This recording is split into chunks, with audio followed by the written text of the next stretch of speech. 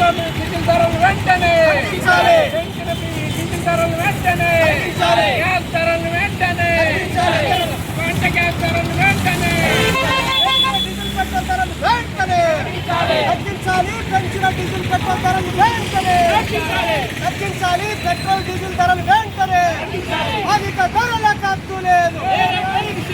అధిక ధరల కత్తు లేదు.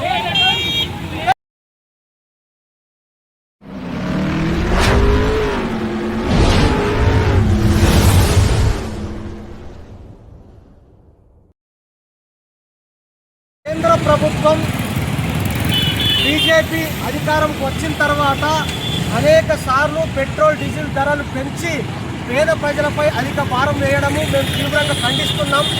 మరీ ముఖ్యంగా మొన్న హైదరాబాదు మోదీ సాబు బహిరంగ కచ్చి ప్రజలను భయభ్రాంతులకు గురి చేసి భయపెట్టించి పోవడం జరిగింది. ఒక దేశ ప్రధాని వచ్చి ప్రజలందరూ పొదుపు చర్యలు పాటించాలని, అలాగే మీరు బంగారం కొనద్దు, పెట్రోల్ డీజిల్ తగ్గించుకోవాలా, తిండి తగ్గించుకోవాలని చెప్పడం చాలా అన్యాయమైనది, దుర్మార్గమైనది. ఇవాళ సంవత్సరం దాకా బంగారం కొనద్దని చెప్పి సంవత్సరం వరకు ప్రజల్ని మభ్యపట్టి ఇవాళ 1000 టన్నుల బంగారాన్ని పెట్టుబడిదారులకు ఇచ్చి అదే బంగారాన్ని అదాని అంబానీకి ఇచ్చి రేపు బ్లాక్ మార్కెట్ వేసి వాళ్ళను పెట్టుబడిదారులకి ఈ దేశాన్ని బంగారం అమ్మాలని చెప్పి చూస్తూ ఉన్నారు. ఇవాళ ప్రజలు వాడుతున్నటువంటి పెట్రోల్ డీజిల్ ప్రతిదీ కూడా పెట్టుబడిదారులకు అప్పయ్యపడానికి కేంద్ర ప్రభుత్వం కుట్ర జరుపుతున్నది. మోడీ సర్కార్ కుట్ర పన్నుతూ ఉన్నది. ఒక పక్కన రైతులు, ఇంకో పక్కన కార్మికులు, ఇంకో పక్కన పేద ప్రజలు అల్లాడిపోతూ ఉన్నారు.